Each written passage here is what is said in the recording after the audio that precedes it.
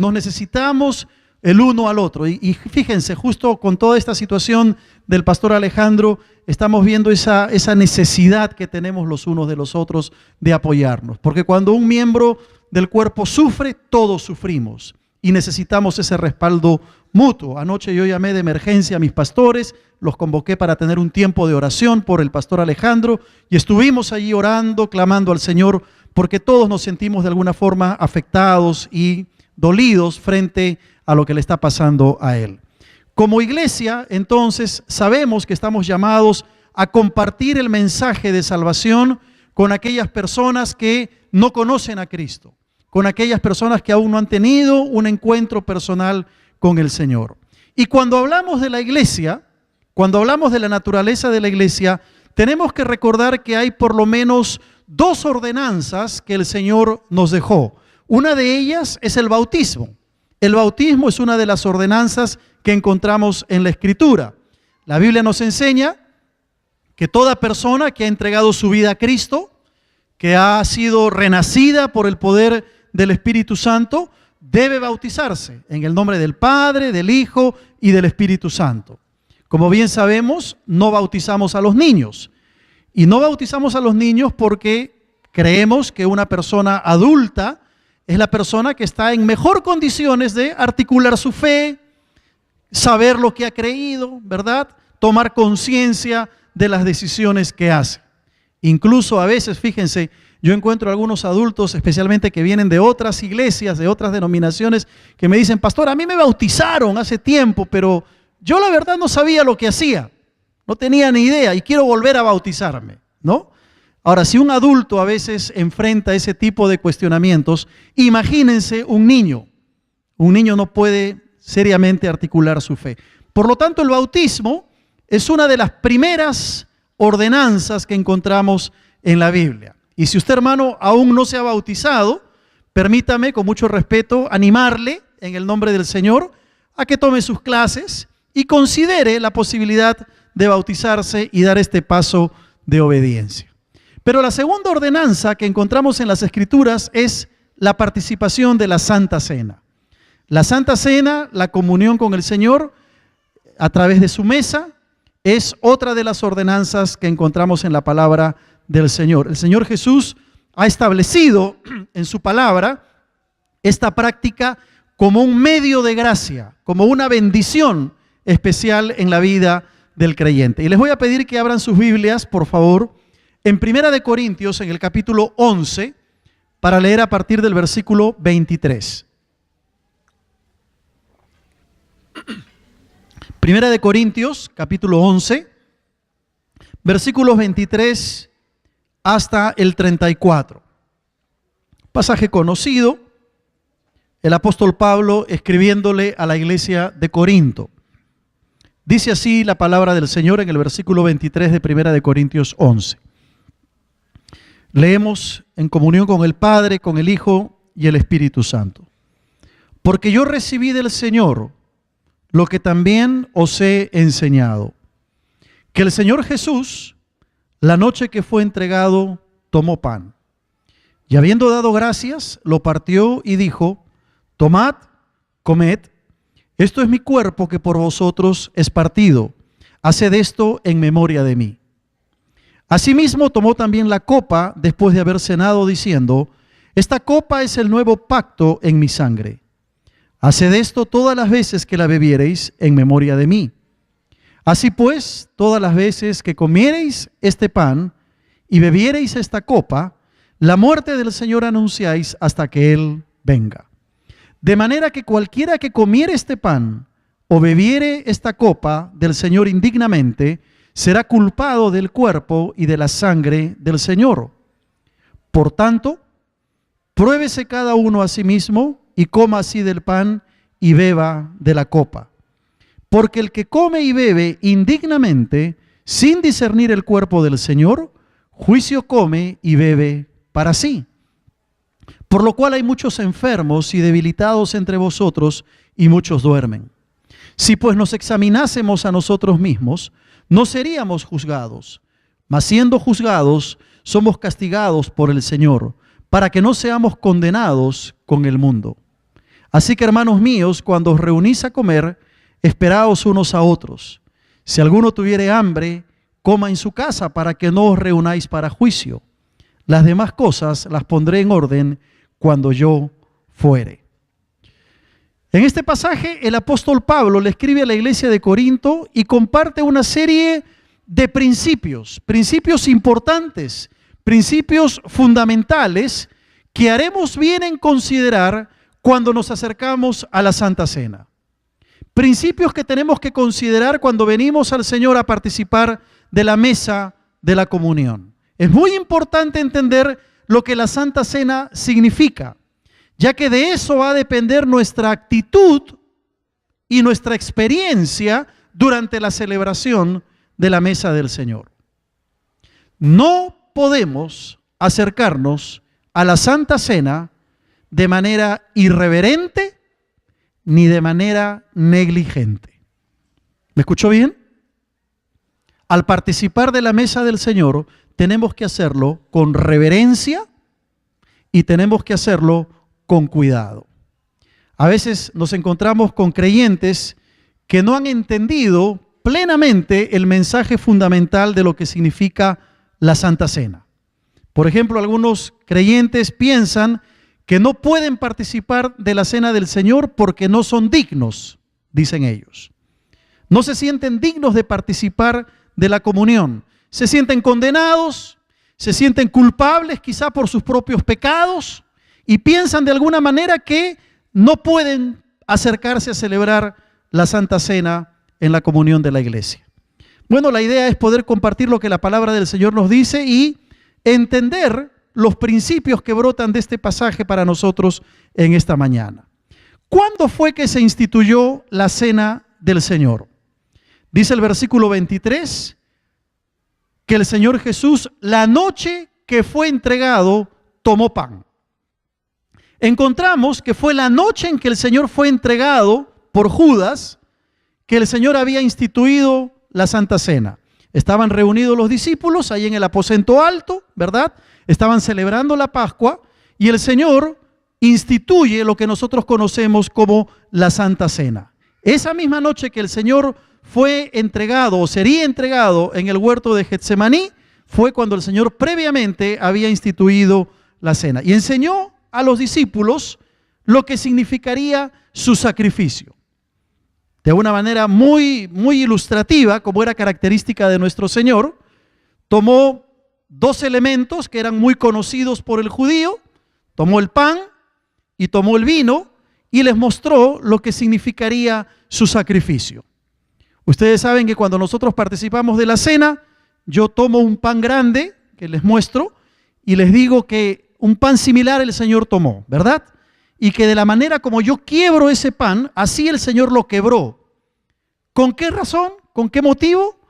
Para enseñarles a los discípulos cómo su cuerpo sería quebrantado, sería partido, sería molido por causa de la humanidad. Así que es importante entender el sacrificio del Señor. Pero este sacrificio no es un sacrificio que cada vez que nosotros acercamos a la Santa Cena se repite, porque también algunos han pensado que cada vez que venimos a celebrar la mesa del Señor, Cristo muere otra vez. Y eso no es cierto. Ese tipo de enseñanza no la encontramos.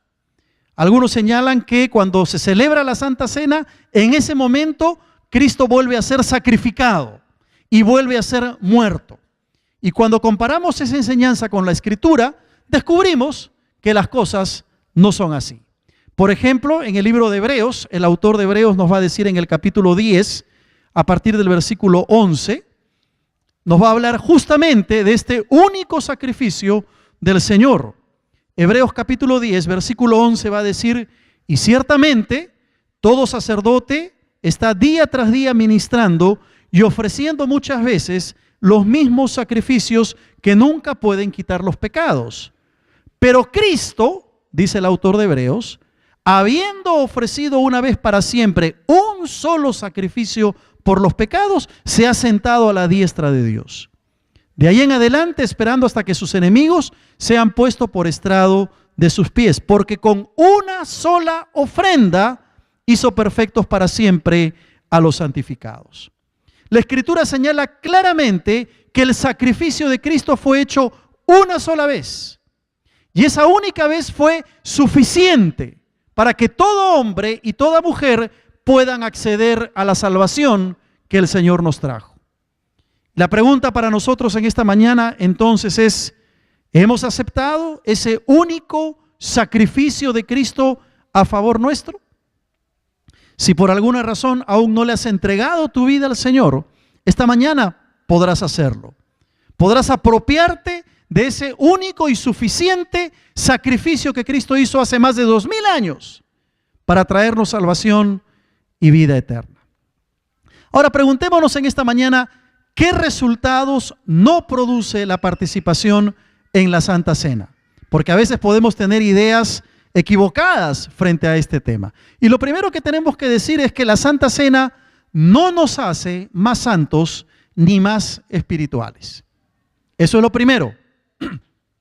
Es importante entender que no por el hecho de participar de la Santa Cena, ya automáticamente somos más santos o somos más espirituales.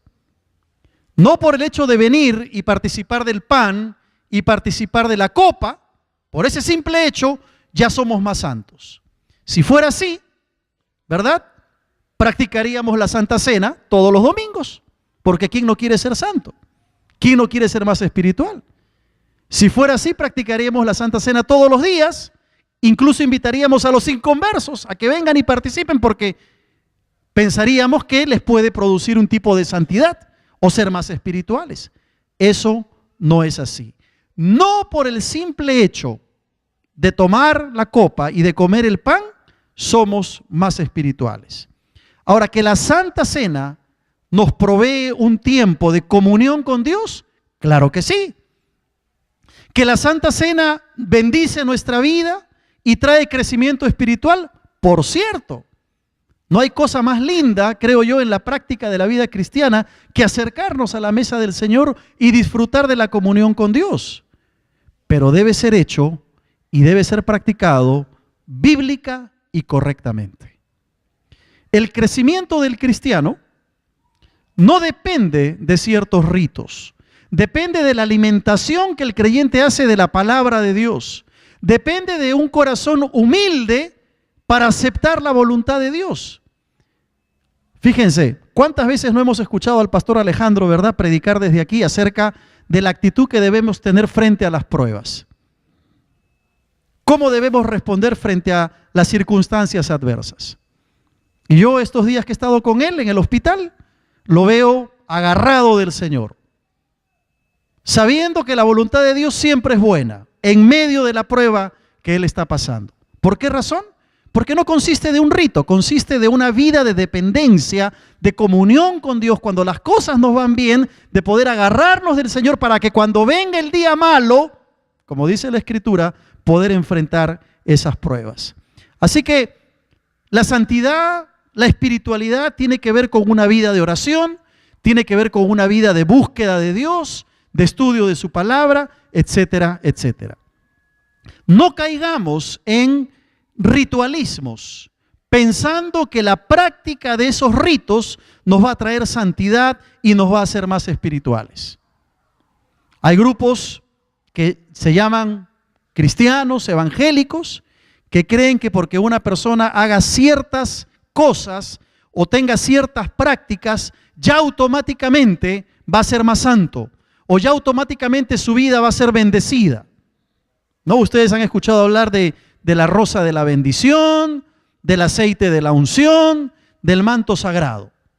Todas esas cosas no son más que ejemplos de fetichismos. No son más que ejemplos de un sincretismo religioso que desagrada a Dios y que no produce ningún tipo de resultado en la vida espiritual. Son enseñanzas alejadas de la palabra de Dios.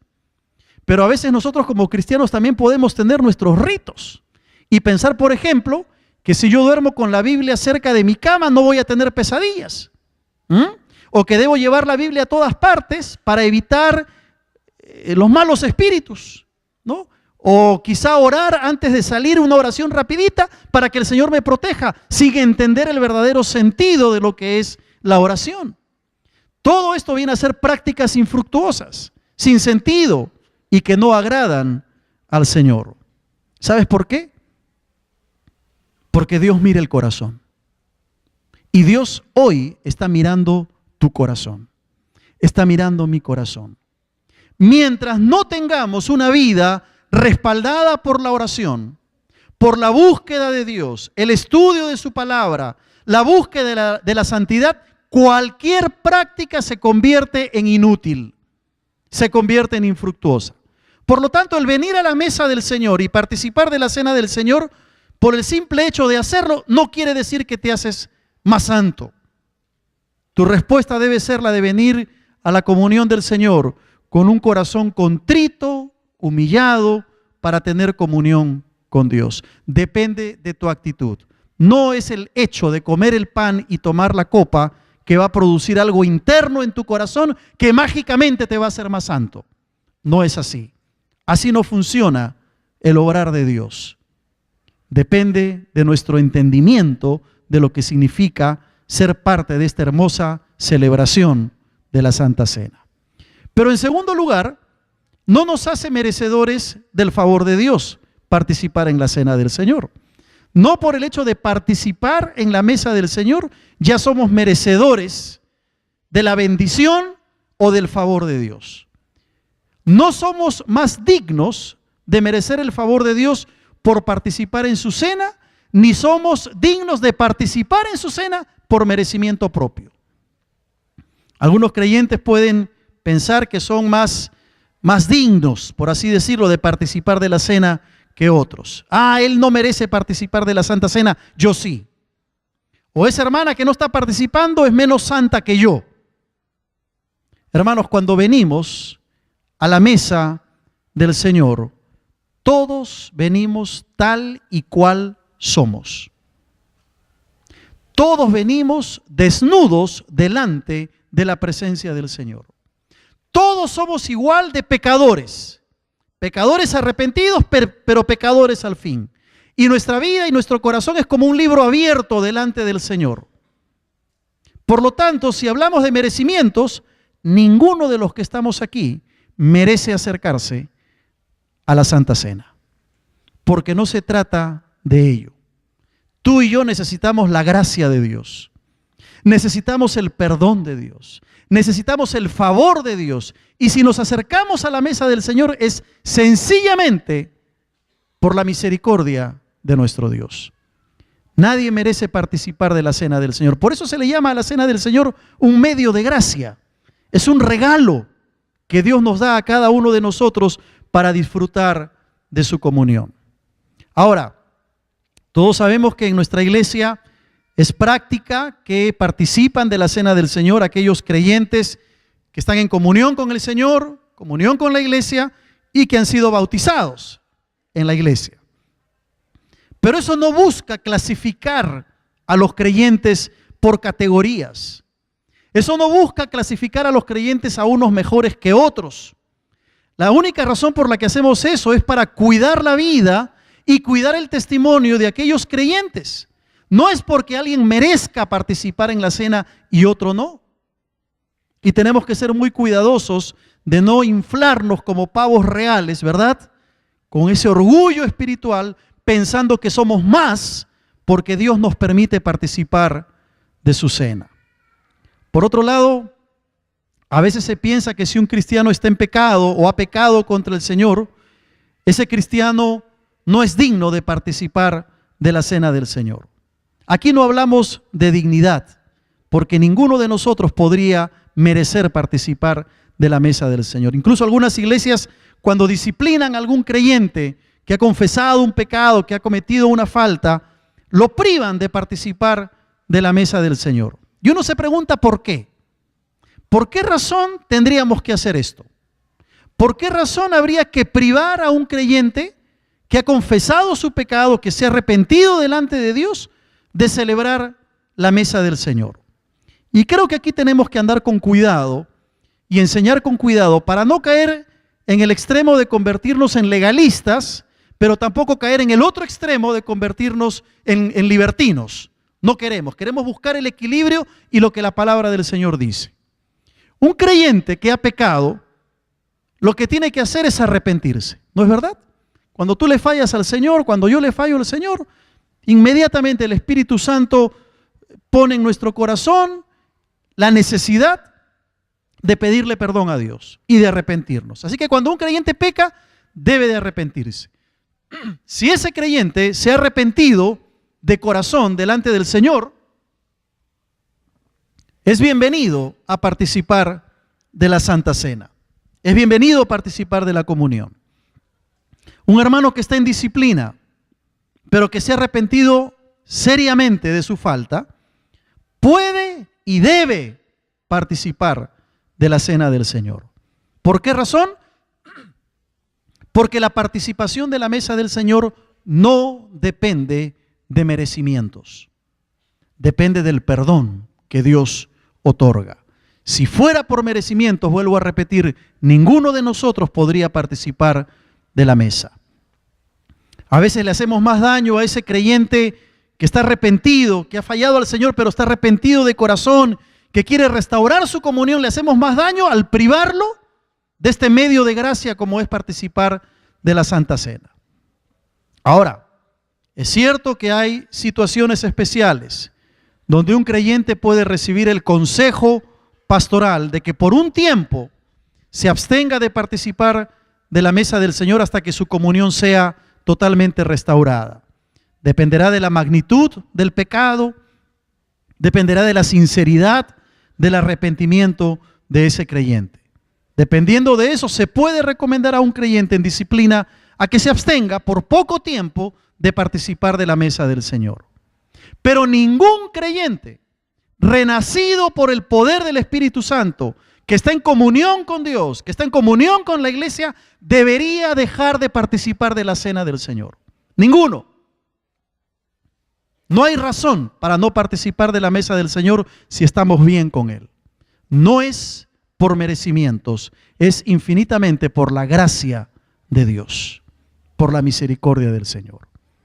Ahora, en la iglesia de Corinto pasaba algo interesante. El apóstol Pablo lo va a decir en 1 Corintios capítulo 11. Había un problema que el apóstol va a tratar de corregir.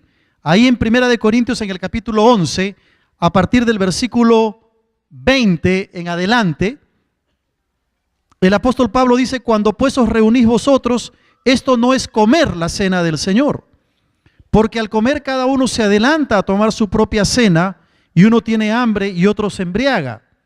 Pues ¿qué? ¿No tenéis casas en que comáis y bebáis? ¿O menospreciáis la iglesia de Dios y avergonzáis a los que no tienen nada? ¿Qué os diré? ¿Os alabaré? En esto no os alabo, le dice Pablo a la iglesia de Corinto. ¿Qué pasaba en la iglesia de Corinto? Por el contexto de la carta sabemos que en Corinto había mucha carnalidad, ¿verdad? Había un grupo que decía: yo soy de Pablo, yo soy de Apolos. Habían divisiones, había inmoralidad. E incluso a la hora de participar de la cena del Señor se cometían abusos. En ese tiempo no era como nosotros ahora que estamos en la iglesia, donde podemos participar de la manera que lo hacemos. Ahí se reunían los creyentes, algunos traían su comida, otros no podían traer porque no tenían. Y entonces que empezaron a cometer una serie de abusos que desvirtuaron el propósito de la Santa Cena. Se embriagaban unos, otros comían de más sin esperar a los otros, algunos que no podían traer nada que comer se sentían mal y habían caído en un despropósito. Estaban menospreciando la iglesia de Dios. Estaban avergonzando a los que no tenían nada que dar, que no podían traer algo para compartir. Y parecía que lo único que les importaba era comer y beber, y se olvidaban de lo que estaban celebrando. A tal punto que el apóstol Pablo tiene que decir: ustedes lo hacen sin discernir el cuerpo del Señor. Y Pablo señala que esa no era la manera de acercarse a la celebración de la mesa. ¿Cuál fue la consecuencia? El versículo 30 lo señala muy claramente, ¿no? Por lo cual hay muchos enfermos y debilitados entre vosotros, y muchos duermen. Pablo está diciendo que en la iglesia de Corinto, algunos hermanos, sus enfermedades se debían a que se habían acercado a la mesa del Señor de manera irreverente, de manera irresponsable.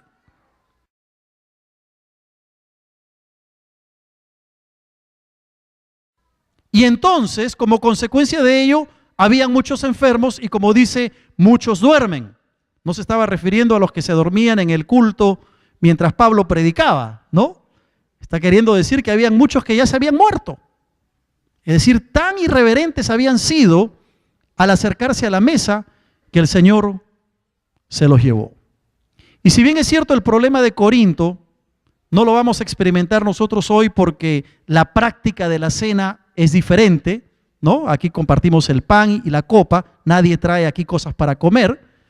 Sí podemos caer en ciertas ligerezas, como sucedió con la iglesia de Corinto, cuyas consecuencias podrían ser las mismas para nosotros. Así que en este momento tenemos que preguntarnos, ¿cómo me estoy acercando a la mesa del Señor? ¿Con qué actitud vengo a celebrar la Santa Cena? ¿Cómo está mi corazón al participar del pan y de la copa en esta mañana? Ustedes saben que cuando vamos a tener Santa Cena una semana antes, yo lo anuncio y le digo, el próximo domingo es tiempo de Santa Cena. ¿Por qué lo hago? Porque es importante que empecemos la semana con esa perspectiva de lo que vendrá el siguiente domingo. Acercarnos a la mesa, esperar con ansias la celebración de la Santa Cena, porque la Santa Cena es la fiesta de la comunión, es la fiesta de la celebración. Y debemos estar esperando, Señor, hoy es lunes, hoy el domingo hay Santa Cena y el martes, Señor, ya se acerca la Santa Cena. Y preparar el corazón, preparar la vida y anhelar venir a la iglesia para participar de la comunión con el Señor. Tenemos que acercarnos con una actitud correcta. ¿Cómo está tu corazón al participar del pan y de la copa? Pero en tercer lugar, ¿qué es la Santa Cena?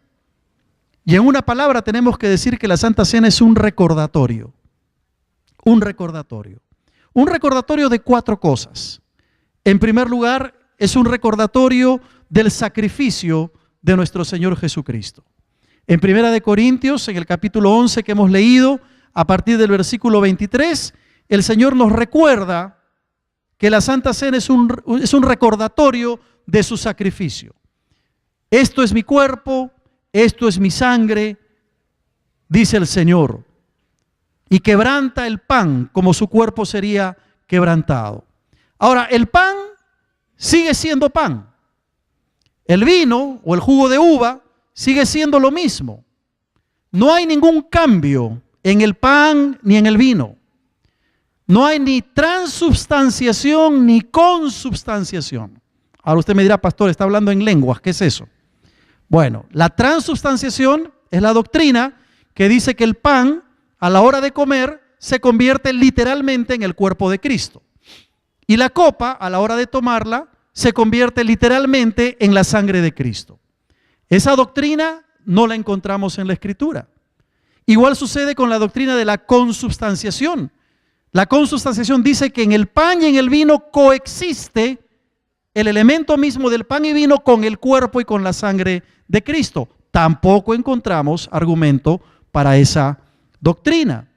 Cuando el Señor Jesús dice, esto es mi cuerpo, esta es mi sangre, está usando una figura literaria. Lo que el Señor está queriendo decir, este pan es como si fuera mi cuerpo. Este vino es como si fuera mi sangre. Y de la manera como yo parto el pan, así mi cuerpo va a ser partido. De la manera que ustedes toman este vino, así mi sangre va a ser derramada. Eso es lo que el Señor está queriendo decir.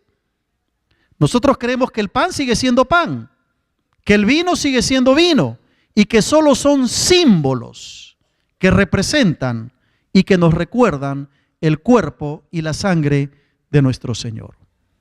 Por eso tiene tanta importancia la Santa Cena, un recuerdo del sacrificio. En segundo lugar, es un recordatorio de su segunda venida. Y esto es lindo, ¿verdad? Qué lindo que poder venir a la mesa del Señor nos recuerde que el Señor viene por segunda vez. El Señor va a decir en el versículo 26, todas las veces que comiereis este pan y bebiereis esta copa, la muerte del Señor anunciáis hasta que Él venga. Ahí está el recuerdo de su sacrificio, la muerte del Señor, pero está el recuerdo de su segunda venida. La muerte del Señor anunciáis hasta que Él venga. Entonces, hermanos, cada vez que participamos de la mesa del Señor, estamos diciéndole al mundo, Cristo viene por segunda vez. Ese es el mensaje que comunicamos, el mensaje glorioso de la segunda venida de nuestro Señor. Pero en tercer lugar, participar de la cena del Señor es un recordatorio de nuestra obediencia a Cristo. Cada vez que venimos a la cena del Señor es recordar nuestro deseo de obedecerle. El Señor va a decir cuando parte el pan y cuando da la copa, haced esto en memoria de mí. Cada vez que venimos a la mesa, debemos hacerlo con un compromiso de obediencia al Señor. Fíjense, venir a la mesa del Señor es una maravillosa oportunidad para renovar nuestros votos de fidelidad al Señor. Es una preciosa oportunidad para decirle, Señor, estoy luchando con este pecado, es cierto, te he fallado, es cierto, estoy arrepentido, pero quiero serte fiel. No quiero tirar la toalla, quiero seguir adelante, Señor. En medio de la celebración de la Santa Cena, Padre, renuevo mis votos de obediencia y de compromiso contigo. Cada vez que venimos a la cena del Señor, eso es lo que tenemos que recordar. Le estamos diciendo al Señor, Señor, quiero serte fiel. No voy a abandonar esta carrera, no voy a abandonar esta lucha, quiero seguir adelante. Y en cuarto lugar, es un recordatorio también de nuestra comunión con el Señor y con su iglesia. Un recordatorio de nuestra comunión con Dios y con su iglesia. En el capítulo 10 de Primera de Corintios, en los versículos 16 y 17, Pablo le dice a la misma iglesia de Corinto, la copa de bendición que bendecimos, ¿no es la comunión de la sangre de Cristo? El pan que partimos, ¿no es la comunión del cuerpo de Cristo? Siendo uno solo el pan, nosotros, con ser muchos, somos un cuerpo, pues todos participamos de aquel mismo pan. Qué linda figura que usa el apóstol Pablo, la figura del cuerpo. Se nos recuerda que estamos llamados a la comunión con el Señor y a la comunión con los hermanos. Cada vez que tú vienes a la Santa Cena, recuerda que hay una relación vertical con tu Dios, pero una relación horizontal también con la iglesia. Pablo va a decir, el pan que partimos no es la comunión del cuerpo de Cristo, siendo uno solo el pan, nosotros con ser muchos somos un cuerpo, dice el apóstol. Estamos llamados a la comunión en la iglesia del Señor. No podemos participar de la cena del Señor si no estamos en comunión con Dios. Pero tampoco podemos participar de la cena del Señor si no tenemos la intención de arreglar ese problema que tengo con ese hermano o con esa hermana. Si está rota la comunión con mis hermanos, debo restablecerla para que nada me impida participar de la mesa del Señor. La verdadera comunión que tienen los cristianos está en la participación de la Santa Cena. Es la fiesta, es la celebración de la alegría. Es la fiesta de la comunión. Entonces yo no puedo venir con resentimientos, con enojos, algo contra mi hermano a participar de la cena del Señor, porque estaría en una paradoja, porque la Santa Cena es la fiesta de la comunión. Y si yo no tengo comunión con mis hermanos, si está rota esa comunión, entonces tengo que arreglar mis cuentas con Dios y con esos hermanos con los que tengo algún conflicto. Como un mismo cuerpo, como iglesia, nos amamos, ¿verdad? Debemos apoyarnos mutuamente, debemos ayudarnos mutuamente, nos bendecimos, nos preocupamos los unos por los otros, nos alegramos cuando hay que alegrarse y lloramos cuando hay que llorar, como es el caso ahora con lo que le está pasando a nuestro querido pastor Alejandro. Sufrimos por lo que le está pasando, porque somos un cuerpo, porque somos una iglesia.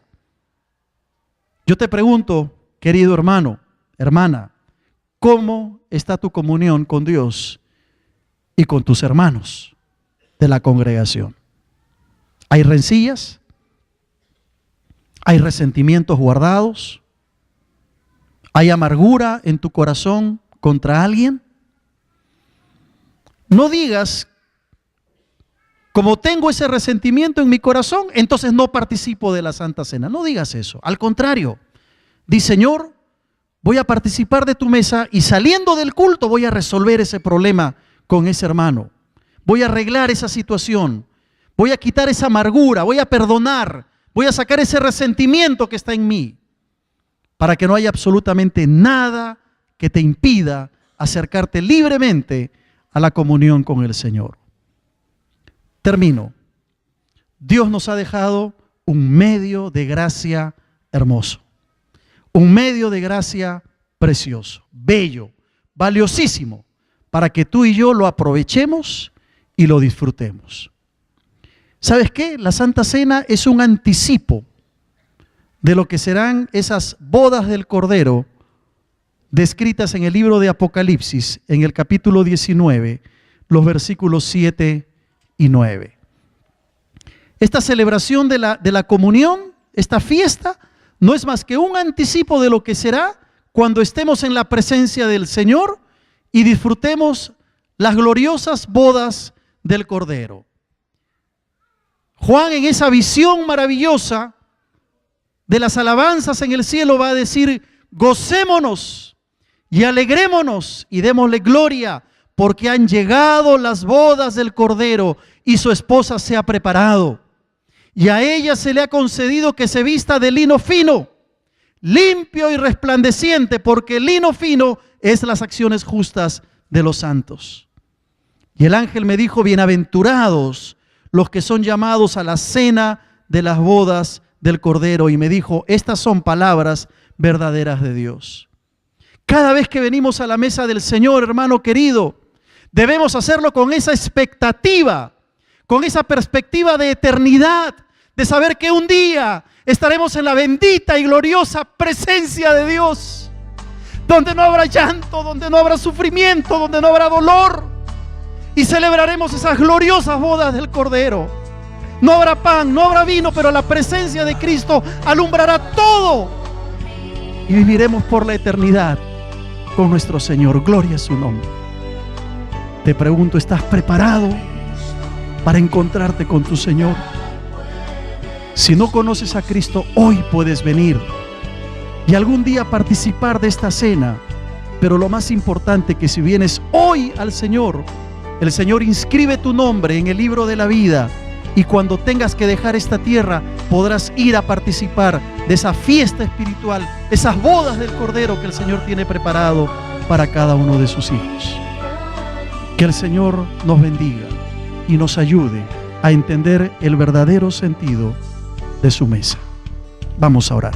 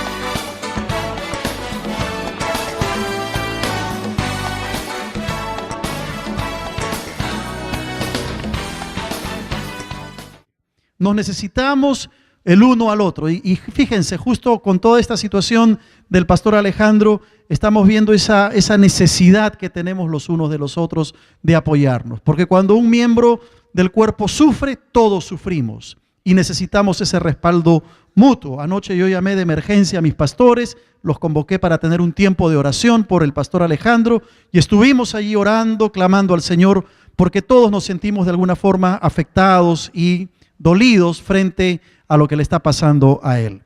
Como iglesia, entonces, sabemos que estamos llamados a compartir el mensaje de salvación con aquellas personas que no conocen a Cristo, con aquellas personas que aún no han tenido un encuentro personal con el Señor. Y cuando hablamos de la iglesia, cuando hablamos de la naturaleza de la iglesia, tenemos que recordar que hay por lo menos dos ordenanzas que el Señor nos dejó. Una de ellas es el bautismo. El bautismo es una de las ordenanzas que en nombre del Señor anunciáis hasta que Él venga. De manera que cualquiera que comiere este pan o bebiere esta copa del Señor indignamente, será culpado del cuerpo y de la sangre del Señor. Por tanto, pruébese cada uno a sí mismo y coma así del pan y beba de la copa. Porque el que come y bebe indignamente, sin discernir el cuerpo del Señor, juicio come y bebe para sí.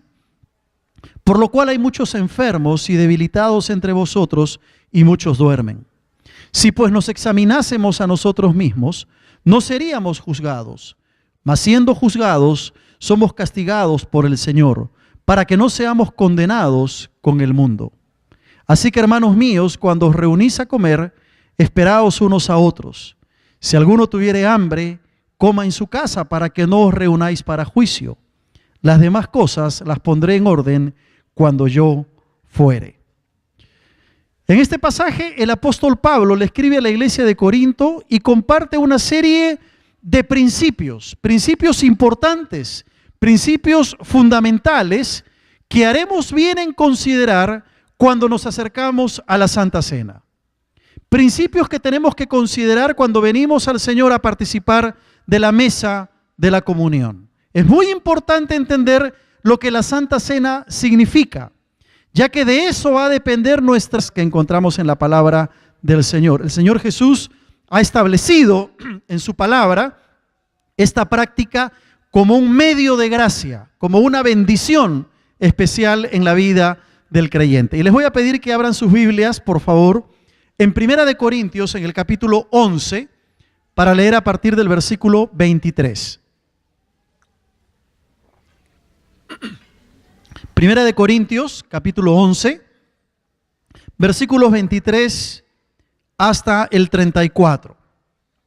Pasaje conocido, el apóstol Pablo escribiéndole a la iglesia de Corinto. Dice así la palabra del Señor en el versículo 23 de Primera de Corintios 11. Leemos en comunión con el Padre, con el Hijo y el Espíritu Santo. Porque yo recibí del Señor lo que también os he enseñado, que el Señor Jesús, la noche que fue entregado, tomó pan, y habiendo dado gracias, lo partió y dijo: tomad, comed, esto es mi cuerpo que por vosotros es partido, haced esto en memoria de mí. Asimismo tomó también la copa después de haber cenado, diciendo: esta copa es el nuevo pacto en mi sangre. Haced esto todas las veces que la bebiereis en memoria de mí. Así pues, todas las veces que comiereis este pan y bebiereis esta copa, la muerte, actitud y nuestra experiencia durante la celebración de la mesa del Señor. No podemos acercarnos a la Santa Cena de manera irreverente ni de manera negligente. ¿Me escuchó bien? Al participar de la mesa del Señor, tenemos que hacerlo con reverencia y tenemos que hacerlo con cuidado. A veces nos encontramos con creyentes que no han entendido plenamente el mensaje fundamental de lo que significa la Santa Cena. Por ejemplo, algunos creyentes piensan que no pueden participar de la Cena del Señor porque no son dignos, dicen ellos. No se sienten dignos de participar de la comunión. Se sienten condenados, se sienten culpables quizá por sus propios pecados y piensan de alguna manera que no pueden acercarse a celebrar la Santa Cena en la comunión de la iglesia. Bueno, la idea es poder compartir lo que la palabra del Señor nos dice y entender los principios que brotan de este pasaje para nosotros en esta mañana. ¿Cuándo fue que se instituyó la Cena del Señor? Dice el versículo 23, que el Señor Jesús, la noche que fue entregado, tomó pan. Encontramos que fue la noche en que el Señor fue entregado por Judas, que el Señor había instituido, encontramos en la Escritura. La Biblia nos enseña que toda persona que ha entregado su vida a Cristo, que ha sido renacida por el poder del Espíritu Santo, debe bautizarse en el nombre del Padre, del Hijo y del Espíritu Santo. Como bien sabemos, no bautizamos a los niños. Y no bautizamos a los niños porque creemos que una persona adulta es la persona que está en mejor condiciones de articular su fe, saber lo que ha creído, ¿verdad? Tomar conciencia de las decisiones que hace. Incluso a veces, fíjense, yo encuentro algunos adultos, especialmente que vienen de otras iglesias, de otras denominaciones, que me dicen, pastor, a mí me bautizaron hace tiempo, pero yo la verdad no sabía lo que hacía, no tenía ni idea y quiero volver a bautizarme, ¿no? Ahora, si un adulto a veces enfrenta ese tipo de cuestionamientos, imagínense un niño. Un niño no puede seriamente articular su fe. Por lo tanto, el bautismo es una de las primeras ordenanzas que encontramos en la Biblia. Y si usted, hermano, aún no se ha bautizado, permítame, con mucho respeto, animarle en el nombre del Señor a que tome sus clases y considere la posibilidad de bautizarse y dar este paso de obediencia. Pero la segunda ordenanza que encontramos en las Escrituras es la participación de la Santa Cena. La Santa Cena, la comunión con el Señor a través de su mesa, es otra de las ordenanzas